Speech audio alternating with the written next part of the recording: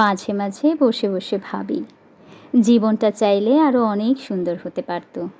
মানুষ চাইলে প্রতিটি সকালকে ভালোবাসায়, প্রতিটি সন্ধ্যাকে শান্তিতে, আর প্রতিটি সম্পর্ককে আন্তরিকতায় ভরিয়ে তুলতে পারত।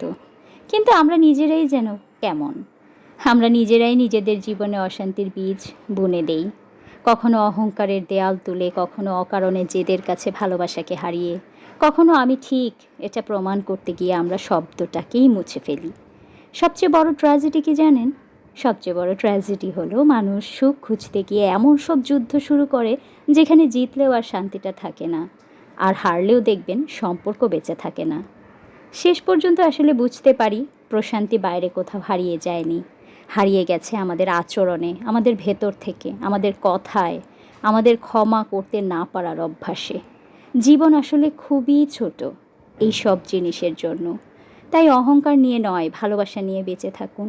কারণ একদিন আমরা সবাই চলে যাব, কিন্তু আমাদের ব্যবহারই মানুষের মনে বেঁচে থাকবে। যেখানে অহংকার জিতে যায়, ট্রাস্ট মি, সেখানে ভালোবাসা হেরে যায়।